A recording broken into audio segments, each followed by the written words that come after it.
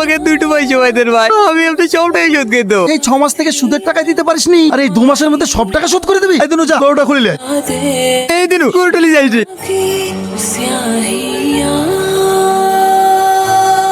আব্বা তোমার মাথা পাইলো কি করে? ও কিছু হয়নি বাপ। দাঁড়াও, কি করবি? মারবি ওকে? বাপরে ওদের সাথে আমরা পারবো না। এই দুনিয়ায় যা টাকা আছে সব কিছু করতে পারে। ক টাকা লিছে? 3 লাখ 3 লাখ 3 লাখ টাকা দাও। কত টাকা তুই করতে পারলি ভাই? কেন পাপা দিয়েছে? তোর বাপের মতো আমার বাপ গরিব নাকি? চাবিটা দে না ভাই, গাড়িটা একটু চালিয়ে আসি। বারবার হাত দিস নি তো, গাড়িতে জায়গা হয়ে যাবে।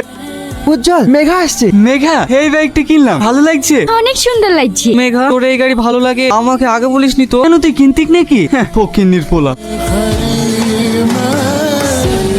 গরিব বলি কেমন মানুষ না, আমাদের কি করে শখ থাকতে পারে না? তোদের একটা কাজ ঠিক মতো হয় না। তোরা 4 জন মিলে এবার টাকাটা লাসতে পারলে নি?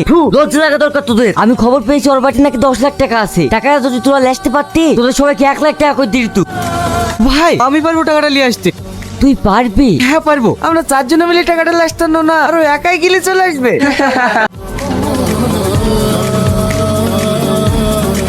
এই কে রে?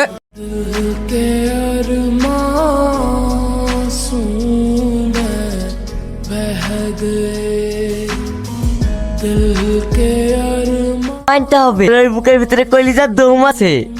এই লে। ধন্যবাদ ভাই, আপনি আমার অনেক বড় উপকার করলেন। এই নিন আপনার 75,000 টাকা। গুনুন গুনুন। না না, তোদের উপর বিশ্বাস আছে। তোর বাপ সৎ মানুষ, তার ছেলে হয়ে তুই বেমানি করতে পারিস? হিসাব বরাবর। হিসাব বরাবর? হ্যাঁ হ্যাঁ। না, এখনো হিসাব বরাবর হয়নি। মানে এইবার হিসাব বরাবর। গুরুকে দি গেল কালাম ভাই নাকি? আর জানিনি। তুমি টাকা পয়সা দিয়ে এসছো নাকি? না না আমি টাকা দিইনি। তুমি টাকা ঘুরে দিয়ে আসোনি বলছো, আবার গরু ঘুরে দিয়ে গেল। ওগো রাজু কই? পাপা মনে হয় স্কুলে গেছে। মেঘা এটা তোর জন্য।